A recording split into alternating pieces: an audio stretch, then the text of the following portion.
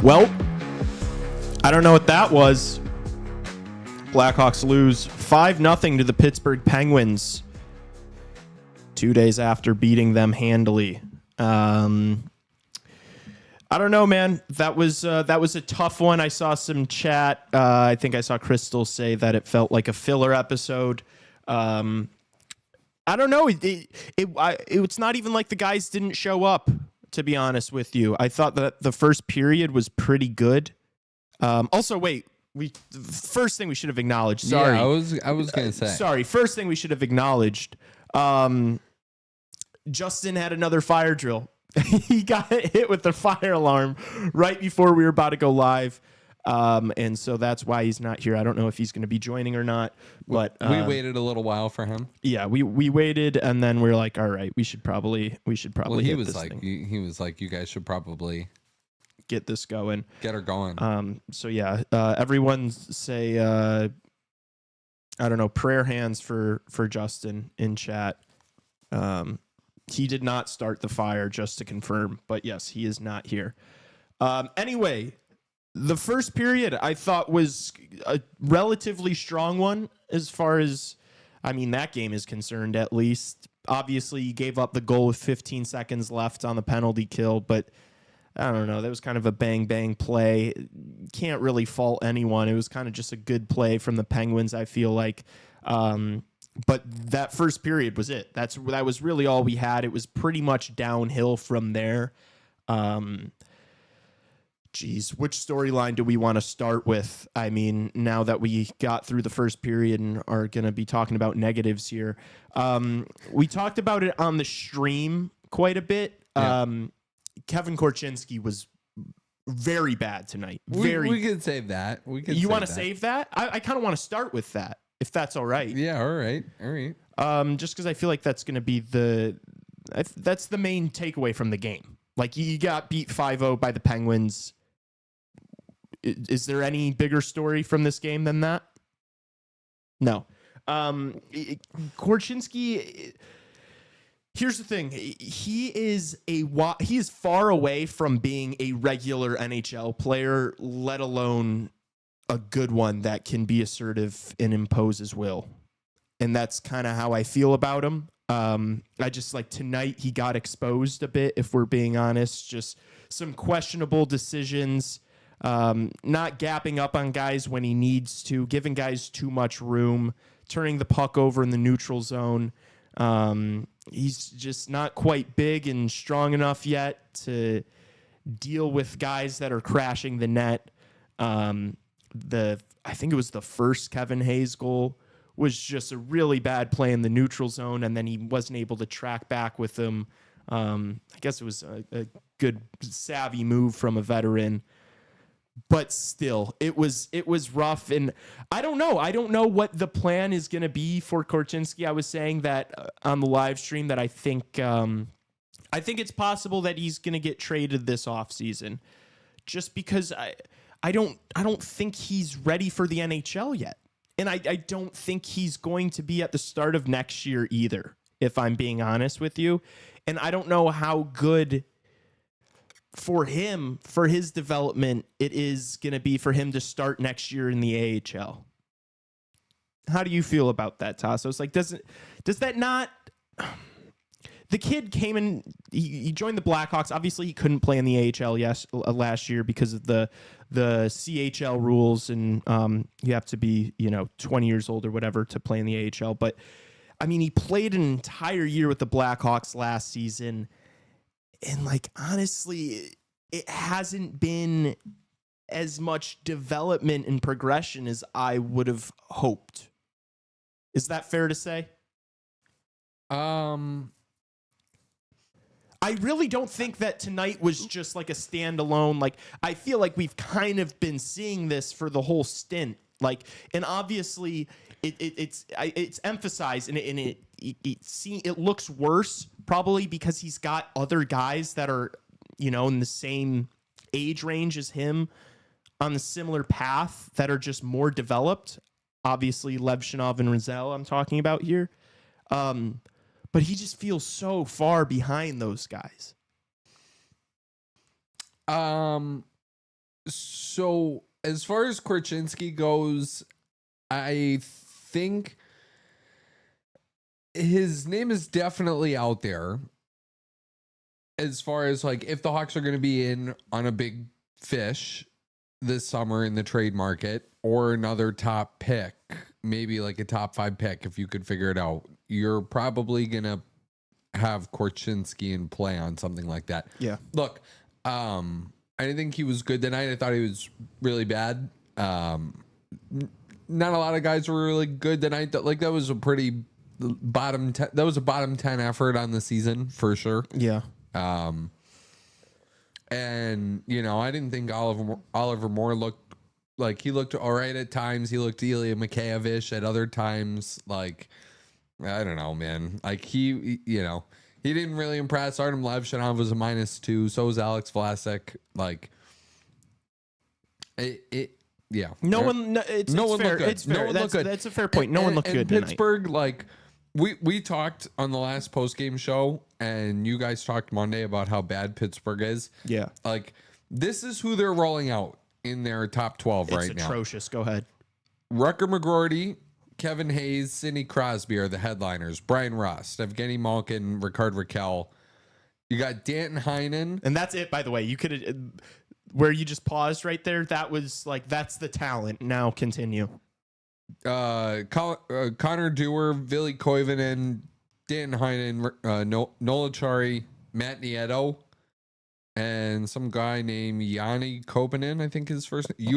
Una Kopanen. It's like almost not an NHL, That's like damn near AHL quality talent in their forward group. Yeah, I mean the Hawks made him look like it was the 2017 Pittsburgh Penguins tonight. Yeah, I got a text from a buddy saying this goalie is amazing, referring to Tristan Jarry. That's what the Blackhawks did tonight. Was they made Tristan Jarry look really good. He was good tonight. He was very good tonight. But dude, yeah, it just like to go from, just a couple of days ago to this performance, you can't go that long without scoring. It's like you had the good first period, but they just weren't able to find the back of the net. And I just think that like all these kids, even Connor Bedard included, like they're all missing that finishing touch. And, obviously that kind of stuff takes longer to develop, and they'll get better at scoring as they spend more time in this league and get older and faster and stronger. But it's like nights like these where you're in the game. Like you were in that game up until like the end of the second period when you gave up that third goal. But that whole time, like we're talking about half the game, you were right there. They were playing well. Like they were playing well. The first period was fine. The start of the second was fine too. You just, you gotta find the back of the net.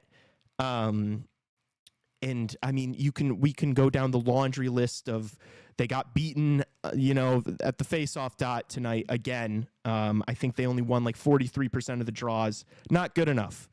The ozone time, I don't have the numbers, but I would assume Pittsburgh had significantly more. Obviously, a lot of these things factor into them not scoring.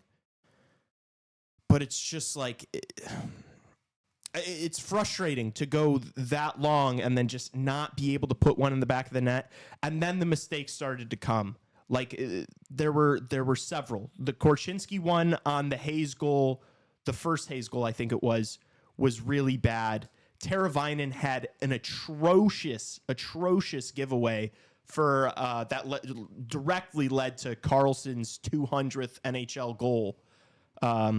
Great to see another NHL legend racking up a milestone against my Chicago Blackhawks. That's what we've been this season. We've just been milestone merchants for other teams. That was just awful from Teravainen. And it's like, guys like that, it's really frustrating when a guy like Teravainen is making that mistake versus like an Oliver Moore, versus a guy who's just played a handful of games in the NHL.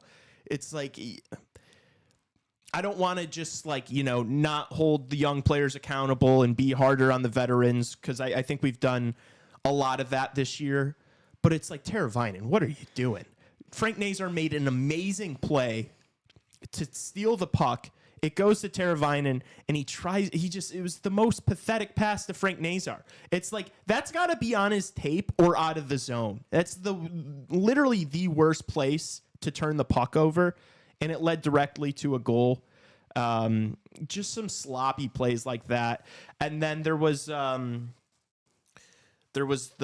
other Kevin Hayes. I think it was the other Kevin Hayes goal. That was quite a blunder from Spencer Knight, who probably his worst game as a Blackhawk, I'd say. I know he let up 5, and a couple of those weren't his fault at all. Like the Crosby one, I'm not putting on Spencer Knight. I don't think that shot came off so quickly. The Karlsson goal, that was not his fault. There was no goalie on the planet could have saved that. But yeah, that Kevin Hayes one, it just went straight into his glove and popped out, and he wasn't able to reach for it. I think that was the 5th goal, so it was already over at that point. But just the point of me bringing that up is it was a bad night across the board for all these guys. We talked about on the pregame. Hopefully we can see a first NHL goal tonight. What we really should have been saying is hopefully we see an NHL goal tonight, because we didn't get one. I don't know. We made the thumbnail Kaiser. I thought Kaiser had a good game. I've really liked the way he's looked the past month and a half or so. I think he's turning into a legit NHL guy. We said it on the stream. It's like when I'm watching Kaiser in these games and I'm watching Korchinski, it's like Kaiser is so much better. And it's like, we don't have EDM in the lineup. We don't have Louis Crevier in the lineup. Like, those two guys have looked better than Kevin Korchinski has this year. And I understand that you want to play Kevin Korchinski because Blackhawks fans are really high on him. You picked him as high as you did, obviously, in the first round. You want it to work with Korchinski, but it's just it's kind of, we're starting to see a problem with the logjam that you have defensively, if I'm being honest with you.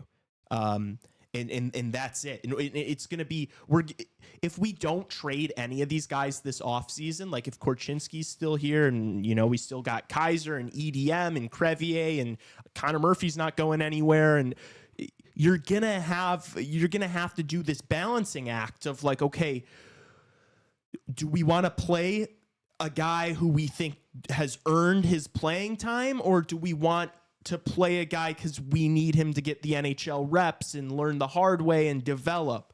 That's going to be a problem for the coaching staff and the GM, I think, next year. And I think a way you solve that problem is, as Tassos mentioned just a few moments ago, trading him, and trying to see what you can get for a return.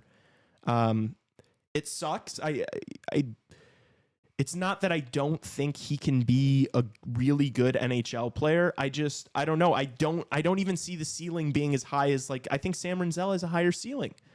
And maybe that's bad puck No knowledge. doubt, no doubt about it. Maybe that's just too quick, and it's because Sam Rinzel's just further along in his development. And maybe I don't know what I'm talking about. And maybe Korchinski is going to be Cale Makar. But from what I've seen, there hasn't been enough progression for Kevin Korchinski since last year.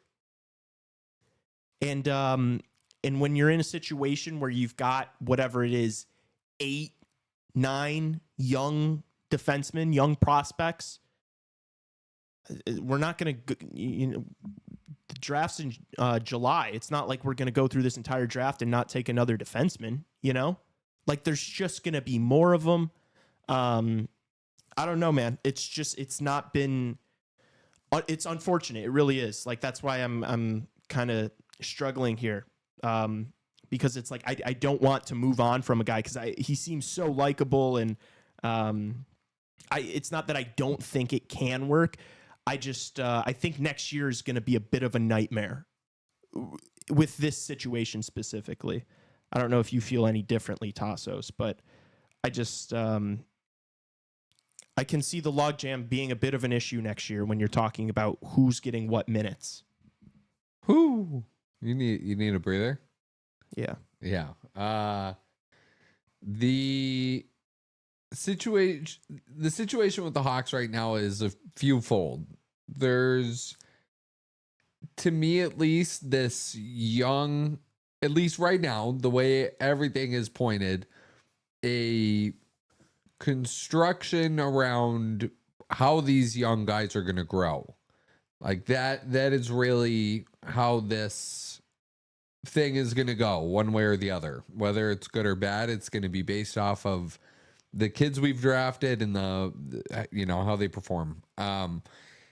If the Hawks decide to accelerate that a little bit this summer, and they decide that, hey, we can't go into season 100 like bottom of the NHL again, I think there is a more real chance than you and Justin maybe think that the team could be very bad next year. Mm-hmm. You would need some big seasons out of players like Rinzel and Moore. Massive.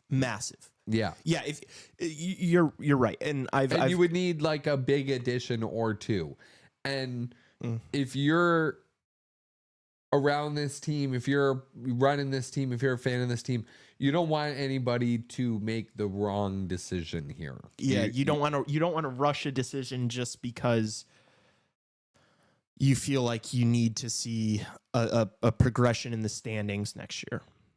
Yes. Is basically what you're trying to say. My comparison for Korchinski the last little while has been Bo Byram. Mm-hmm. High pick, a little banged up, not a linear career arc to kick it off. Mm-hmm.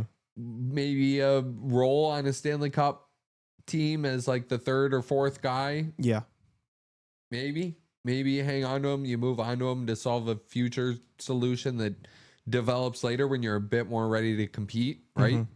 Mm-hmm. I don't know. Like it'll be interesting.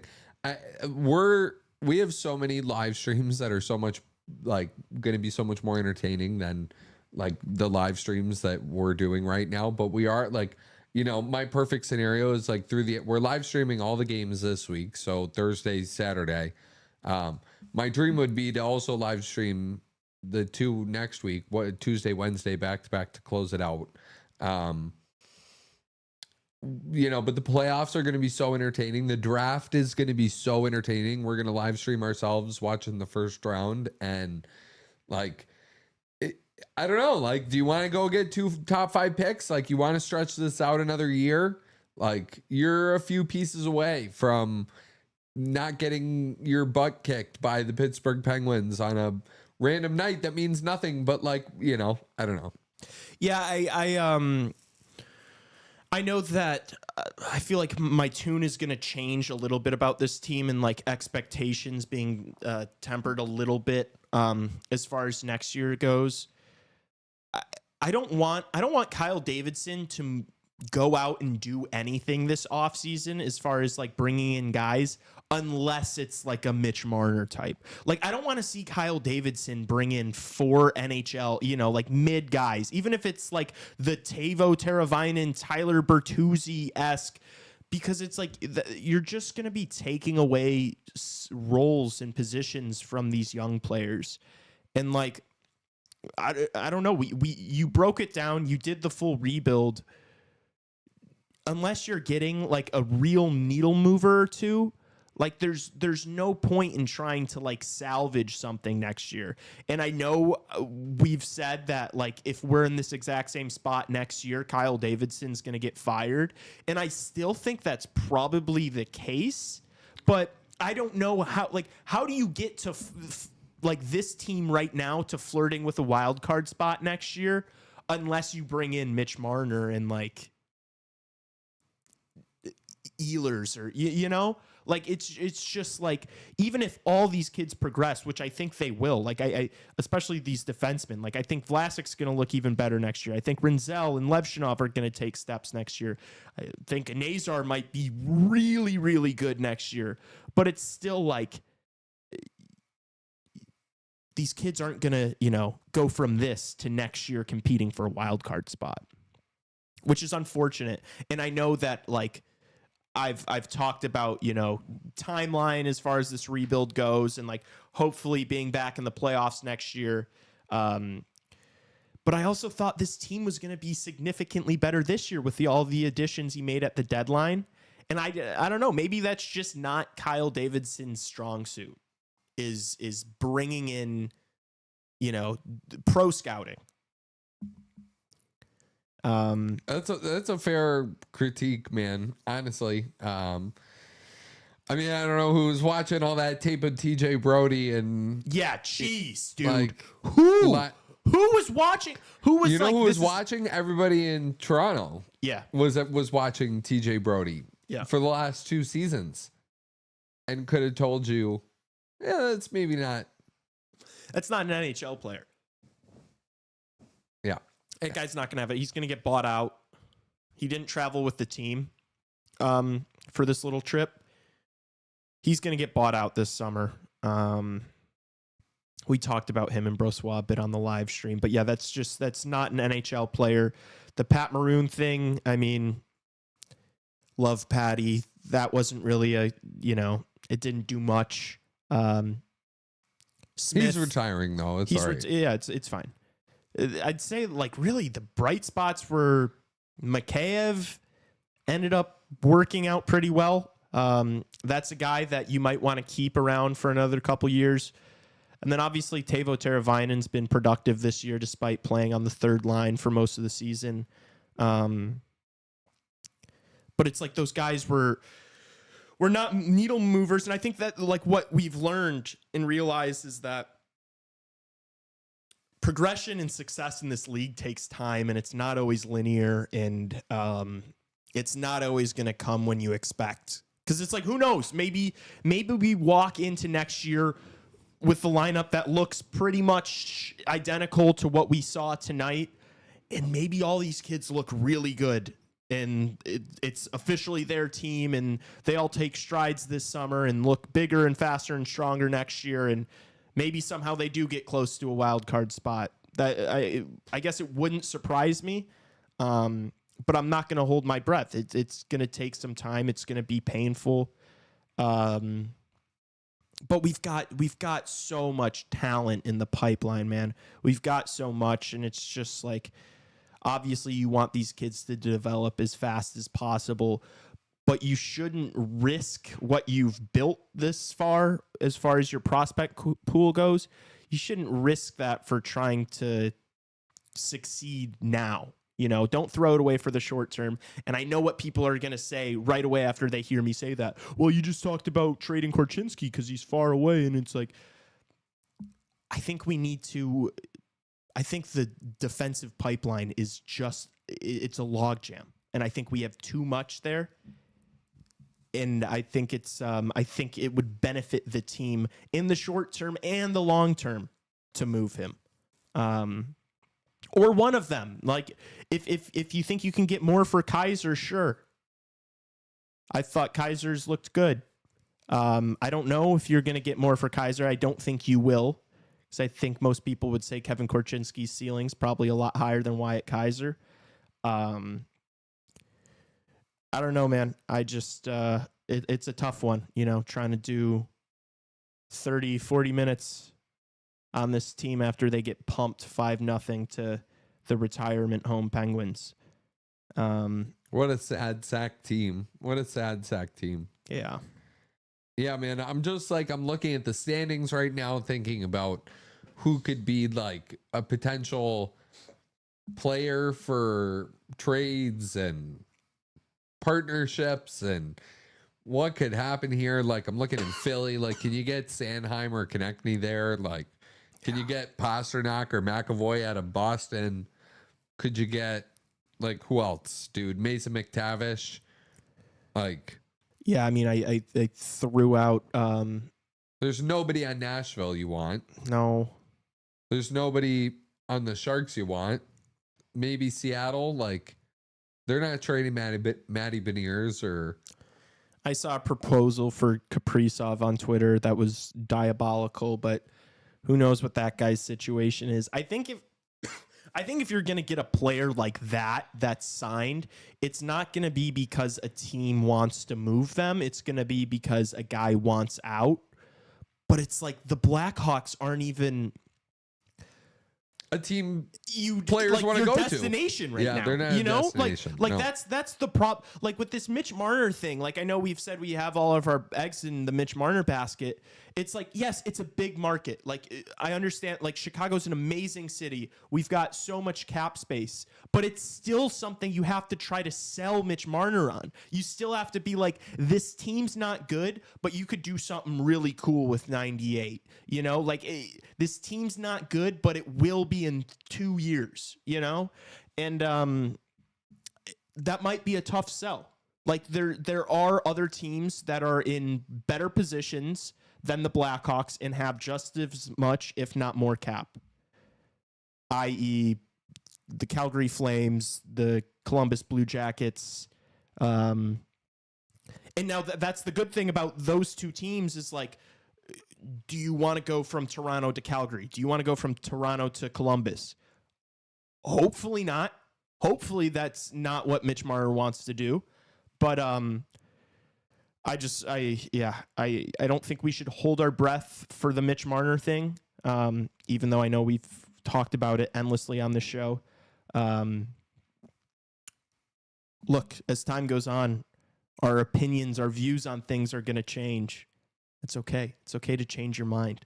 It's okay to think differently about something. This is a valuable life lesson you're learning on CHR Postgame after dark, after 10 o'clock, after getting pumped by the Pens. You're getting life lessons. I don't know who else is giving life lessons. Maybe other podcasts are giving you life lessons after your team gets blown out by a really bad team. Maybe they are. I don't think so, though. Yeah, man, I don't know. It's. I think they fumbled. I've said this. I'll say it again. They fumbled so hard not getting Dylan Cousins. I don't know if they fumbled because I don't know if they ever had the ball in their hands. I don't know if it was ever an option. Now this summer, I think, is the time where you maybe try to go grab it. Everybody and their mother knew Dylan Cousins was available for trade. I am all for trying to get also just young players like a Dylan Cousins, like a Peterka, like a Bi-Fi. He was the one though. There's more. There'll be more. Will there? Maybe not. That doesn't happen all the time. Maybe not. But the reality is this team is going to be good in a few years. It would just be nicer if it was like this team's going to be really good in 2 years as opposed to 3 or 4. That's kind of what we're dealing with. I think next year is going to be really entertaining and really fun to watch. Even if the team is not much better, I think it's going to be so much more fun to watch because it's just going to be these guys. It's just going to be the guys we saw tonight. It's going to be it's the average age on the Blackhawks next year is going to be 25 years old. That's going to be more fun to watch than this. It's not going to be another hellish year. I know the idea of us kind of being towards the bottom again next season and not being close to the playoffs sucks and is not what anybody wants. But it won't be the end of the world. It won't be like this. This season sucked because we were bad and we had to watch a bunch of players we did not give a single shit about be bad. Next year, we're going to care about all of them, and they're not going to be that great. And that sucks. But I think that's all I've got. I don't know. Yeah, I don't know. You need superstars to win in the NHL, and the Hawks have no superstars as of right now. Correct. And you have I think you've got guys that have potential to be. Yeah, but right now. Correct. Right now. Not one. Not one of them. Nope. Is a superstar in the NHL. So whether you get one, whether these kids turn into one in the next 5 games, maybe. Mm-hmm. Be nice. Artem Levshinov hat trick, waiting for it. I don't know. Adding Michael Misa to this forward group would be really nice. How far away is that guy though? For sure. I'm just saying, as far as like what you have, like you need superstars to win. You do, and you need a few of them. You need a couple of them in the forward group. You need a few all-stars. You need 1 or 2 superstars. And the Blackhawks have none of that, but they have guys. They have a few guys that have potential to be that. And Michael Misa is another guy that has all the potential to be, as good as it gets in this league.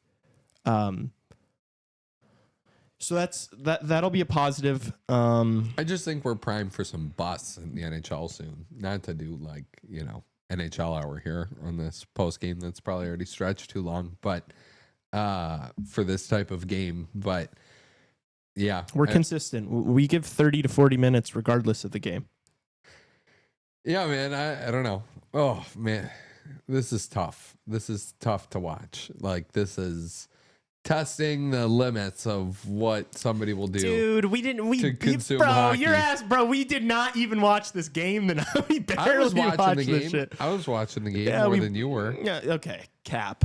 I'm kind of doing a bit. I was watching the game. It was just like, I had to watch the game. You're not terrible. Like, I'm not still emotionally tied to this. Like, this didn't do anything to me. Like, I'm not upset. Like, I was during the Richardson era at the beginning of the season when we were losing games, when it was like, oh man, it feels like we're right there, but this team is so unfun to watch, and like we can't score goals. That was draining me emotionally. This doesn't do anything to me. Like, what? There's 4 games left. It doesn't move me anymore. I'm okay. Yeah, I guess. I'm hardened. I don't know. You should have beat that. Like, I'm James hardened. This is the same conversation as before, where it's like, the Penguins are better than the Blackhawks. Then, I guess that's the way that you were like, the Seattle Kraken aren't better than the Blackhawks. And it's like, well, of course they are. I genuinely don't know if the Pittsburgh Penguins are better than the Blackhawks. They are, though. They're going to win more games across 82. That's true. Than the Chicago Blackhawks by like a good amount. I'm pretty sure. I don't know how quickly the NHL. The Blackhawks only have like 20 wins, so the Blackhawks have 22. The Pittsburgh Penguins have 32. I don't know if that's updated or not. So Mitch Marner should have us on par with the Pittsburgh Penguins. Dude, did you listen to the lineup I read for the Blackhawks? Probably, are better than the Penguins in some senses. Like, 10 games is like a big difference, but it's not like 20 or 30 games where there's like, structurally some big difference here.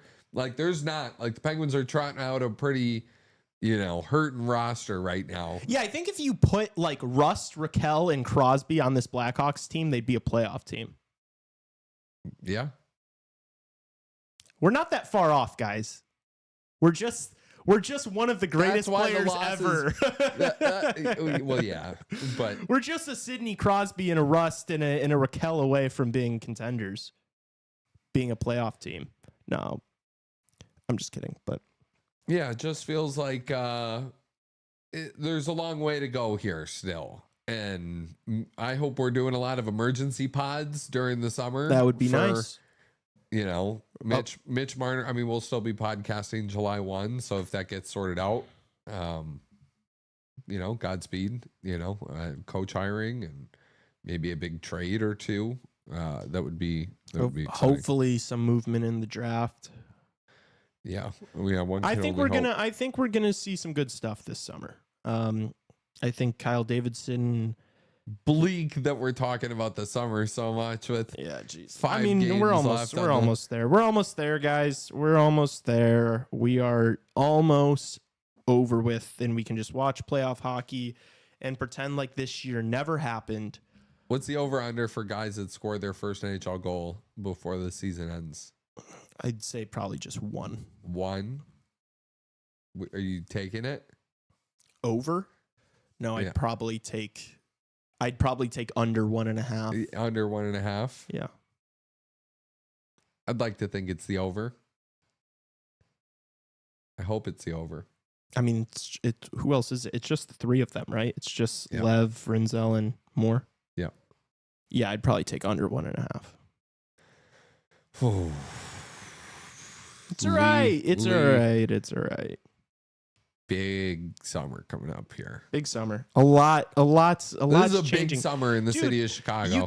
You can't like not think about the prospects on a night we're like not. this. We're not doing this. You can't not think about the prospects. Help is on the way. It's temporary. This pain is temporary. Stop it.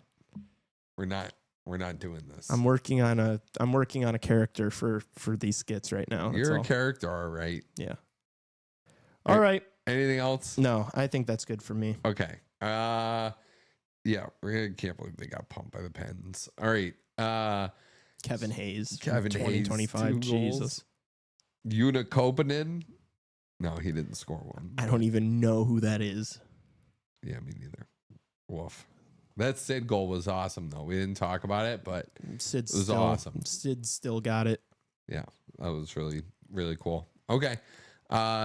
Subscribe to this YouTube channel. Tell a friend to subscribe to this YouTube channel. Please, please, please, please follow us on Instagram. Tell a friend to follow us on Instagram. We're really trying to, boost that and get as creative as possible. Mount Rushmore of hockey NHL villains and NHL villains. So we will be competing. So what's the verdict? Are we getting a 4th team of Tim Tebow and... Well, we can't do Raven? it for NHL villains because it's just like it's a 4th. It's not. We're not It'd be playing funny, them. though, if We're not people- playing if them. pe- We're playing Google. It's not like we playing definitely Google. we should Yeah, definitely that's do true. it. We'll do it for something. It's not It should- tomorrow's okay. not the. All right. Yeah. All right. It's a great idea though. Maybe for non-hockey related Yeah, or if we do like jerseys or some shit like that. jerseys. Yeah, true. All right. Mount Rushmore of hockey villains tomorrow. So be on the lookout for that. Should be fun. New segment we're trying. Yeah. And maybe a guest. Maybe. We'll see.